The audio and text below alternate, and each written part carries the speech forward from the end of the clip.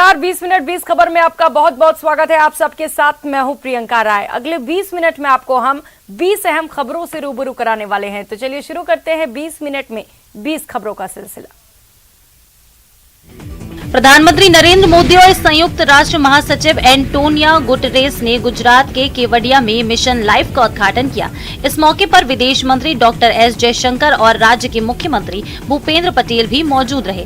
इस दौरान 120 देशों के राजदूत भी शामिल हुए। इस मौके पर प्रधानमंत्री मोदी ने कहा कि मिशन लाइफ इस धरती की सुरक्षा के लिए जन जन की शक्तियों को जोड़ता है, उनका बेहतर इस्तेमाल करना सिखाता है। मिशन लाइफ इस बात पर भरोसा करता है कि छोटे छोटे प्रयासों का भी व्यापक प्रभाव हो सकता है। उन्होंने कहा कि क्लाइमेट चेंज को सिर्फ पॉलिसी मेकिंग पर नहीं छोड़ा जा सकता। इस कार्यक्रम में कई देशों के राष्ट्रीय अध्यक्ष भी वर्चुअली जुड़े। जॉर्जिया के पीएम ने अपने वर्चुअल संदेश में कहा कि उनका देश इस वैश्विक पहल का स्वागत और पूरी तरह से समर्थन करता है। फ्रांस के राष्ट्रपति इमैनुअल मैक्रोन ने मिशन लाइफ के शुभारंभ पर अपने संदेश में कहा कि ऐसे समय में जब हमारी दुनिया भू राजनीतिक तनावों के अधीन है, हमें सहयोग चुनना होगा, क्योंकि कोई भी देश विशेष रूप से अकेले जलवायु परिवर्तन के लिए वैश्विक चुनौतियों का समाधान नहीं कर सकता। मध्य प्रदेश के मुरैना जिले के बामोर थाना इलाके के जैतपुरा गांव में 2 मंजिला इमारत में चल रहे पटाखा फैक्ट्री में ब्लास्ट होने के कारण 4 लोगों की मौत हो गई है। इनमें एक महिला, एक बच्चा और 2 पुरुष शामिल हैं। इस हादसे में कई लोग घायल हुए हैं। घटना की खबर मिलते ही पुलिस और प्रशासन की टीम मौके पर पहुंची और राहत बचाव का काम शुरू किया। जानकारी के मुताबिक बामोर थाना इलाके के जैतपुरा गाँव में 2 मंजिल मकान में अवैध तरीके से ये पटाखा फैक्ट्री संचालित हो रही थी। अचानक इसमें विस्फोट होने के कारण पूरा मकान चपेट में आ गया, जिसमें 4 लोगों की मौत हो गई। मलबे से निकाले गए 4 लोगों को गंभीर हालत में ग्वालियर रेफर किया गया है। गोदाम में विस्फोट होते ही अफरा तफरी मच गई। विस्फोट इतना भयानक था कि पूरी बिल्डिंग ध्वस्त हो गई। गोदाम रिहायशी इलाके में था। बीकानेर में शोलों की विनाश लीला देखने को मिली, जब अलग अलग 2 जगहों पर आग लग गई। पहली घटना लूणकरण सड़क के कालू रोड पर स्थित सब्जी मंडी में हुई। यहाँ लगी आग ने देखते ही देखते विकराल रूप धारण कर लिया। आग ने कई दुकानों को अपनी चपेट में ले लिया, जिससे कई दुकानों में रखी सब्जियां जलकर खाक हो गईं। इस घटना में कई रेहड़ियां भी जल गई हैं। आग लगने के कारणों का पता नहीं चल पाया है। वहीं स्थानीय लोगों ने टैंकर से पानी डालकर आग पर काबू पाया। वहीं महाजन थाना इलाके के रतनीसर गांव में भी आग लग गई। यहां पराली से भरी ट्रैक्टर ट्रॉली हाई टेंशन तार से टकरा गई। ग्रामीणों ने समय रहते मिट्टी और पानी डालकर आग पर काबू पाया। मजबूरी चाहे जो रही हो, लेकिन इस प्यारी मासूम को मरने के लिए छोड़ते वक्त उनके हाथ और हृदय क्यों नहीं कांप उठे? कितना बेदर्द रहा होगा वो जिसने इस मासूम को सड़क के किनारे झाड़ियों में फेंक दिया। मामला बाड़मेर जिले का है, जहां धोरीमन्ना थाना क्षेत्र के मेघवालों की बस्ती गांव में एक नवजात बच्ची सड़क के किनारे झाड़ियों में फेंकी मिली। लोगों ने बच्ची को देखा और पुलिस को खबर की, जिसके बाद पुलिस ने बच्ची को अस्पताल में भर्ती कराया। प्राथमिक उपचार के बाद नवजात को बाड़मेर रेफर कर दिया गया, जहां डॉक्टरों की टीम ने पूरी मुस्तैदी के साथ बच्ची के इलाज में जुट गई। डॉक्टरों का कहना है कि बच्ची स्वस्थ है और उसके सभी अंग अच्छे से काम कर रहे हैं। बच्चा 8:35 पे कॉल आया था कि फ्लावरिश बच्चा मिला है। हमने उसको एग्जामिन किया। बच्चा ठंड की वजह से और मिट्टी लगी हुई थी और ठंड की वजह से बच्चे का टेम्परेचर बहुत डाउन था। हमने उसको रिवार्म किया। प्राथमिक उपचार करने के बाद उसको अभी स्टेबल कंडीशन में बाड़मेर रेफर किया है। कश्मीर से सेब लेकर उड़ीसा जा रहा था ट्रक, बिहार में पलट गया। जैसे ही ट्रक पलटा तो सेब लूटने के लिए लोगों में होड़ मच गई। औरंगाबाद NH2 पर सेब की लूट मच गई। लोग अपने घर थोक के हिसाब से कश्मीरी सेब लूट कर ले गए। दरअसल यहाँ कश्मीर से आया सेब से भरा लदा ट्रक बीच सड़क पर ही पलट गया। फिर क्या था, जिसे जितना मौका मिला उतना सेब लूट कर भाग गए। सेब लूटने के लिए लोग ट्रक के चालक से मारपीट भी की। इसकी सूचना ट्रक चालक एजाज खान ने मदनपुर थाने को दी, जिसके बाद मौके पर पहुंचे पुलिस ने सड़क पर बिखरे पड़े सेब और उसकी पेटियों को हटवाया। फिर क्रेन के माध्यम से ट्रक को सीधे खड़ा करवाया, तब जाकर इस रास्ते में यातायात बहाल हो सका। वहीं ट्रक चालक ने बताया कि स्थानीय लोगों ने लगभग 50 पेटी सेब लूट लिए, जिससे उन्हें काफी नुकसान हो गया। ट्रक कश्मीर से उड़ीसा जा रहा था। तभी ट्रक औरंगाबाद में पलट गया और हाईवे पर जाम की स्थिति बन गई।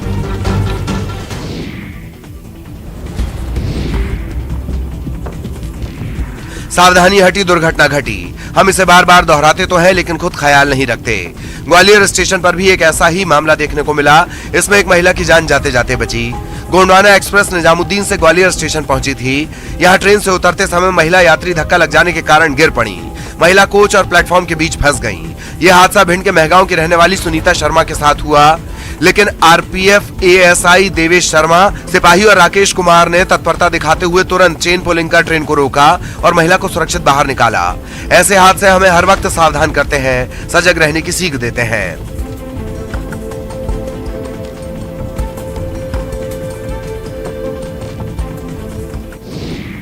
दिवाली से पहले ओडिशा, पश्चिम बंगाल और आंध्र प्रदेश पर साइक्लोन खतरा मंडरा रहा है, तो लगातार बारिश से बेंगलुरु में जनजीवन अस्त व्यस्त हो गया। शहर में लगातार बारिश के कारण शेषाद्रिपुरम इलाके में नम्मा मेट्रो स्टेशन की रिटेनिंग दीवार गिर गई और बाढ़ जैसे हालात बन गए। शहर के कई हिस्सों में जल भराव होने से हालात ऐसे हो गए हैं कि पार्किंग में खड़ी बाइकें भी पानी में बहती हुई दिखी। वहीं मौसम विभाग ने बारिश के कारण येलो अलर्ट जारी किया है। बेंगलुरु में अगले 5 दिनों तक मूसलाधार बारिश होने की संभावना जताई जा रही है। यूपी के सिद्धार्थनगर जिले में बारिश बंद होने से राहत तो जरूर मिली है, लेकिन अभी भी कई इलाकों में बाढ़ का पानी भरा होने से लोगों को भारी परेशानियों का सामना करना पड़ रहा है। जिला मुख्यालय से सिर्फ 4 किलोमीटर की दूरी पर स्थित जोगिया उदयपुर के लोग बाढ़ के कारण मुश्किलों में जी रहे हैं। इलाके में कई मकान अभी भी पानी में डूबे हुए हैं। लोग अपने घरों की छतों पर या दूसरी मंजिल पर अपनी जिंदगी गुजार रहे हैं। आने जाने की परेशानी तो है ही, साथ में इनके सामने सबसे बड़ी समस्या पेयजल की है। लोग पीने का पानी नाव पर लाद कर ला रहे हैं। जिले के करीब 550 गांव बाढ़ से प्रभावित हैं। जिला प्रशासन अपने सीमित संसाधनों में लोगों तक पहुंचने की कोशिश तो कर रहा है, लेकिन उसकी सारी कोशिश नाकाफी साबित हो रही है। जनप्रतिनिधियों और स्वयंसेवी संस्थाओं के साथ लोग आपस में एक दूसरे की मदद कर लोगों को राहत पहुंचा रहे हैं। एक हफ्ते से हमारे गांव में पानी है और लगभग गांव के हमारे सैकड़ों गांव जोगिया ब्लॉक के डूबे हुए हैं और कल से थोड़ा पानी का घटाव शुरू हुआ है, क्योंकि कल शाम के वक्त बांध काटा गया, जिसकी वजह से थोड़ा पानी घट रहा है। सिद्धार्थनगर जिले के इस समय में जोगिया उदयपुर ब्लॉक में आप देख सकते हैं, हमारे आगे और पीछे दोनों तरफ सैलाब एकदम अपने चरम पर है। लोग पहले मंजिले पर रहने को मजबूर है। भागलपुर में गंगा के कटाव से लोग दहशत में हैं। सबौर प्रखंड के इंग्लिश गांव में लोगों के घर में गंगा समा रही है। तस्वीरें देखकर आप अंदाजा लगा सकते हैं कि स्थिति कितनी भयावह है। लोगों का कहना है कि हालात भयावह हैं, लेकिन जिला प्रशासन और जनप्रतिनिधि इस ओर ध्यान नहीं दे रहे हैं। अचानक हो रहे कटाव के बाद से कई लोग अपने घरों को खाली करने में जुटे हैं। पीड़ित परिवार अधिकारियों और जनप्रतिनिधियों से मदद की गुहार लगा रहे हैं। इनका आरोप है कि लगातार हो रहे कटाव के बाद कोई भी इनका हाल जानने नहीं पहुंचा है। इससे पहले भी यहां हुए कटाव में दर्जनों घर गंगा में समा चुके हैं। कई बार कटाव रोधी कार्य शुरू कराए गए, लेकिन वो नाकाफी रहे। अब तो कटाव निरोधी काम भी बंद हो चुके हैं और गंगा की धारा गाँव की तरफ मुड़ गयी है। लिहाजा कई घर अब फिर से गंगा में समा रहे हैं। नदी के पास वाले इलाके में तेजी से कटाव हो रहा है। वहीं कई लोग तो खुद अपने आशियानों को उजाड़ते नजर आ रहे हैं, ताकि वे कहीं और जाकर अपना घर बना सके।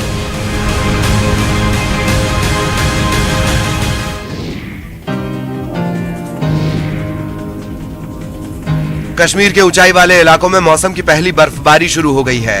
गुलमर्ग समेत घाटी के कई इलाकों में बर्फबारी ने पहाड़ों को सफेद चादर में ढकना शुरू कर दिया है। वहीं कश्मीर में मौजूद पर्यटक भी मौसम की इस खूबसूरती का मजा ले रहे हैं। मौसम विभाग के मुताबिक रुक रुक कर अभी बर्फबारी जारी रहेगी। वहीं 21 अक्टूबर के बाद से सुधार संभव है। गुलमर्ग समेत अन्य घाटियों में खूबसूरत बर्फबारी हो रही है, लिहाजा पर्यटकों की संख्या में इजाफा देखने को मिलेगा। पर्यटक बर्फबारी में खेलते व सेल्फी लेते हुए नजर आ रहे हैं। सैलानी ऊंचे पहाड़ों को बर्फ की सफेद चादर में लिपटा देखकर काफी खुश हैं।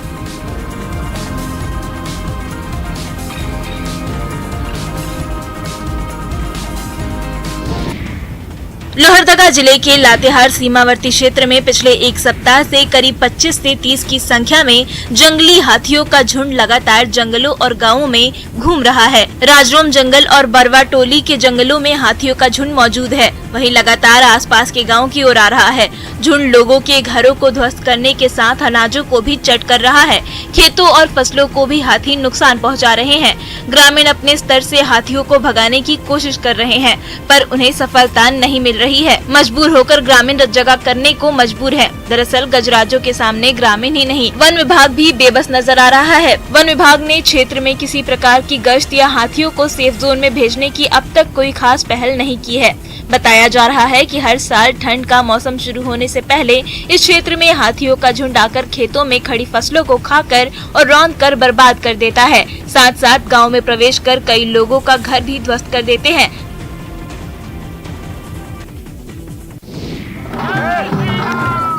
इंसानियत की अनोखी तस्वीर गया से सामने आई है, जहां एक बंदर की मौत पर स्थानीय लोगों ने हिंदू रीति रिवाज के अनुसार ठठरी बनाकर शमशान घाट के पास उसका अंतिम संस्कार किया। ये मार्मिक घटना शहर के टेकारी रोड स्थित हनुमान मंदिर के पास की है, जहां हर साल 19 अक्टूबर को भी यहां पर रह रहे बंदरों की मौत हो जाती है। वहीं कल भी एक बार फिर 2 बंदरों की मौत करंट लगने से हो गई, जबकि तीसरे बंदर का इलाज जारी है। वहीं दोनों बंदरों की मौत के बाद स्थानीय लोगों के द्वारा हिंदू रीति रिवाज के अनुसार ठठरी बांधकर अंतिम शव यात्रा निकाली गई और शमशान घाट से ले जाकर अंतिम संस्कार किया गया। स्थानीय लोगों के अनुसार बिजली विभाग की लापरवाही के कारण यहां पर बिजली का तार झूल रहा है। कई बार बिजली विभाग के कर्मचारियों को इसकी जानकारी दी गई, लेकिन किसी ने भी इसका निराकरण नहीं किया, जिसकी वजह से बंदरों की मौत हो गई और इस मंदिर के पास बंदर धमाचौकड़ी मचाते रहे और वे बेजुबान करंट का शिकार भी बन जाते हैं।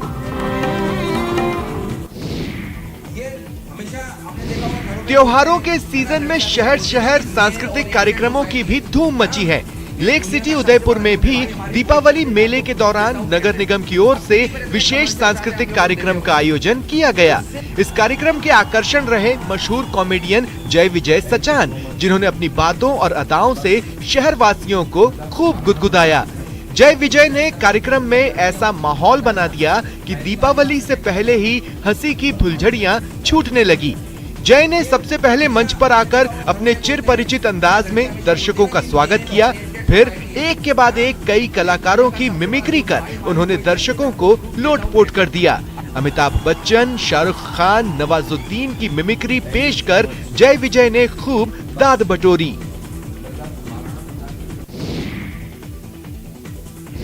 अंधकार पर प्रकाश की जीत का प्रतीक पर्व दीपावली 24 अक्टूबर को मनाई जाएगी। ऐसे में जैसे जैसे तारीख नजदीक आती जा रही है, बाजार गुलजार होने लगे हैं।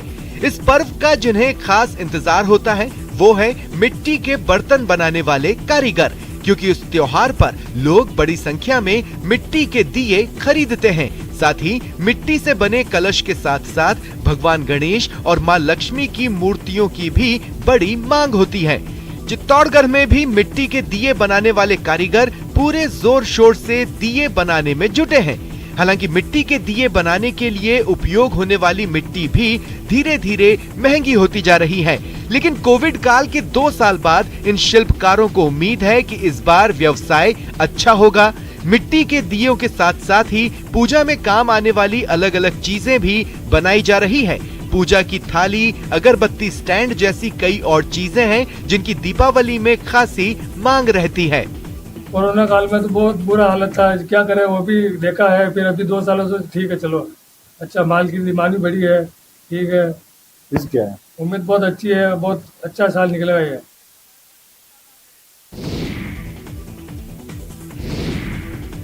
प्रकाश का महापर्व दीपावली स्वर्ण नगरी के लिए सुखद संदेश लेकर आई है। स्वर्ण नगरी की खूबसूरती के दीदार के लिए देसी विदेशी सैलानियों का तांता लगा हुआ है, जो बता रहा है कि आने वाले दिनों में यहाँ खासी चहल पहल रहने वाली है। दरअसल गर्मी और बारिश के बाद मौसम गुलाबी होने लगा है, जिसके बाद धोरों के इस धाम में काफी संख्या में सैलानियों की आवक हो रही है। सुबह से लेकर शाम तक पर्यटन स्थलों पर सैलानियों की भीड़ उमड़ रही है। इन सैलानियों में आसपास के राज्यों के अलावा बड़ी संख्या में विदेशी सैलानी भी हैं। दरअसल राजस्थान में जैसलमेर की दिवाली भी काफी मशहूर है। दिवाली पर जैसलमेर फोर्ट को काफी खूबसूरती से डेकोरेट किया जाता है। दिवाली के दिन पूरा जैसलमेर मिट्टी के दिए, लाइट्स और फूलों से सजाया जाता है। इसके अलावा जैसलमेर में आयोजित होने वाले कई सांस्कृतिक कार्यक्रम और लोकल लोगों का ट्रेडिशनल लुक दिवाली सेलिब्रेशन को खास बना देता है। हमारे साथ कुछ स्टूडेंट्स हैं, उनसे बातचीत करते हैं। कैसा लगा जैसलमेर, क्या कुछ देखा? जैसलमेर हमको अच्छा लगा और यहाँ बहुत सुंदर जगह है पढ़ने की। और ये जैसलमेर में ईंटों से, सिर्फ पत्थर से बना है, सीमेंट और माटी से नहीं बना है। बहुत सुंदर जैसलमेर। दीपावली पर दियों की रोशनी और पटाखों के धमाकों के साथ साथ मिठाइयों की मिठास का भी खास महत्व होता है। इसके अलावा इस त्योहार पर कई किस्म के नमकीनों की भी जोरदार मांग रहती है। ऐसे में मिठाई और नमकीन के लिए खास पहचान रखने वाले बीकानेर में मिठाइयों और नमकीन बनाने का काम जोरों पर है। बीकानेरी रसगुल्ले पर बीकानेर भुजिया का स्वाद के दीवाने तो विदेशी भी हैं। यहाँ आने वाला हर सैलानी बीकानेर के रसगुल्ले और भुजिया के जायके नहीं भूल पाता। भुजिया और रसगुल्ला बीकानेर की आर्थिक प्रगति का सबसे बड़ा जरिया है। भुजिया और रसगुल्ले के साथ यहाँ के पापड़ की भी अलग ही बात है।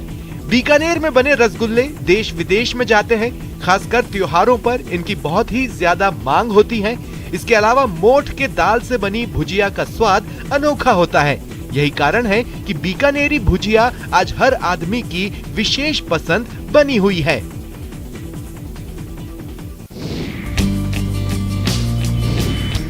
काले रसीले गुलाब जामुन और इन लजीज मिठाइयों को देखकर ग्राहक अब खुद को रोक नहीं पा रहे। दुकानों में ग्राहकों की भीड़ लग गई है। लोग मिठाई के मिठास का स्वाद लेने को बेताब नजर आ रहे हैं। कोरोना काल के बाद दीपावली पर मिठाइयों का क्रेज बाजारों में दिखाई देने लगा है। तरह तरह की मिठाइयाँ हलवाइयों द्वारा बनाई जा रही हैं। अनूठे तरीके से सजाया जा रहा है। स्वाद का भी विशेष तौर पर ध्यान रखा जा रहा है, जिससे ग्राहक का भरोसा बना रहे। वहीं जयपुर के जायकों में सबसे ज्यादा कोई चीज मशहूर है तो वो है यहाँ बनने वाली तरह तरह की मिठाइयाँ। बात पारंपरिक मिठाई की जाए तो कुछ ही मिठाइयों का नाम जुबान पर आता है। मुंथाल, काजू कतली, मक्खन। 5 दिवसीय इस दिवाली के त्योहार में मिठाइयों का विशेष महत्व है। ऐसे में हर दुकानों पर आमजन की भीड़ जुटने लगी है। दीपावली की रोशनी से जीवन में उमंग भरे, इस निश्चय के साथ गुजरात के वडोदरा के प्रिंस अशोक राज गायकवाड़ स्कूल और देवयानी राज गायकवाड़ स्कूल में इको फ्रेंडली दिवाली उत्सव का आयोजन किया गया, जिसमें स्कूल के श्री जगन्नाथ जी मंदिर के प्रांगण में विद्यार्थियों और उनके अभिभावकों ने पारंपरिक रूप से दिवाली मनाई। 2 दिनों के इस खास तरह के आयोजन में स्कूल के 1800 छात्रों और 4000 अभिभावकों ने 5000 मिट्टी दीवा रंगकम बनाए। साथ ही दीपावली की बधाई लिखकर दिवाली कार्ड भी बनाए गए। छात्र ये बधाई पोस्ट कार्ड देकर माता पिता और बड़ों को दीपावली की शुभकामनाएं भेजेंगे। इसके अलावा कंप्यूटर में विशेष सॉफ्टवेयर के माध्यम से पटाखे फोड़कर इको फ्रेंडली दिवाली मनाई गई। पढ़ाई के साथ ये सब जरूरी है एक्टिविटीज। कभी डिप्रेशन वगैरह आता है, कभी प्रॉब्लम्स आते हैं लाइफ में, तो ये सेलिब्रेशन याद करके वो लोग आगे की लाइफ जी सकते हैं। और हमको एक्सपीरियंस इसके लिए वी आर डूइंग। बहुत मेहनत टीचर्स वगैरह सबकी लगती है, लेकिन हाँ सक्सेसफुल एंड में रहता है। लघु भारत कहे जाने वाले वाराणसी में इन दिनों 11 प्रदेशों के जीआई उत्पादों की प्रदर्शनी लगी हुई है। यह प्रदर्शनी केंद्र और यूपी सरकार ने हस्तशिल्प को बढ़ावा देने के लिए आयोजित की है। इस प्रदर्शनी में गोरखपुर का टेराकोटा, हिमाचल का गर्म कपड़ा, बिहार का खुरमा, कश्मीर का पश्मीना शॉल के स्टॉल लगाए गए हैं। लेकिन सबसे ज्यादा भीड़ राम दरबार के स्टॉल पर हो रही है, जिसे काशी के प्रसिद्ध लकड़ी के खिलौनों के रूप में उकेरा गया है। रामायण की चौपाइयों पर आधारित लकड़ी से बनी हुई राम दरबार की झांकी में राम के जीवन को समाहित किया गया है, जहां पर भगवान हनुमान, सीता और चारों भाई इस दरबार में मौजूद हैं। आपको बता दें कि बनारस के इस लघु व्यापार को भी जीआई टैग मिला हुआ है। ये लकड़ी के कारीगर खिलौनों के अलावा लकड़ी पर ऐतिहासिक और सांस्कृतिक विरासत को भी उकेर रहे हैं। प्रदर्शनी में शामिल ये राम दरबार 1000 रुपए से लेकर 40,000 रुपए तक बिक रहा है। सबसे अच्छा तो भैया हमें राम दरबार लगा प्रदर्शनी में, और इसलिए अच्छा लगा क्योंकि हर कोई चाहता है कि राम राज जाए, लोग अच्छे हो, पति अच्छा हो, आदर्शवादी हो और अपने माँ का अच्छा बच्चा हो। बेशक इनके पैरों में जान नहीं है, इसीलिए इन्होंने व्हील चेयर का सहारा लिया है। लेकिन इनके हौसलों में कितना दम है ये आप खुद देखिए। तस्वीरें जम्मू कश्मीर के श्रीनगर से आई हैं, जहां महिलाओं की व्हीलचेयर बास्केटबॉल टीम तैयारियों में जुटी है। ये team international committee of red cross की ओर से आयोजित टूर्नामेंट में हिस्सा लेगी। इस टूर्नामेंट में महिला और पुरुष दोनों वर्गों के मुकाबले खेले जाएंगे। महिला वर्ग में भारत के अलावा नेपाल और कंबोडिया की टीमें हिस्सा ले रही हैं, जबकि पुरुष वर्ग में भारत सहित 7 टीमें होंगी। इसी टूर्नामेंट की तैयारियों को लेकर महिलाओं के लिए श्रीनगर में स्पेशल ट्रेनिंग कैंप लगाया गया है। वहीं पुरुष टीम के लिए कोयम्बटूर में स्पेशल कैंप लगाया गया है। श्रीनगर में चल रहे कैंप में खिलाड़ी पूरे उत्साह से तैयारियों में जुटी हैं। उनका कहना है कि ये ट्रेनिंग कैंप आने वाले टूर्नामेंट के लिए बहुत ही उपयोगी साबित होगा।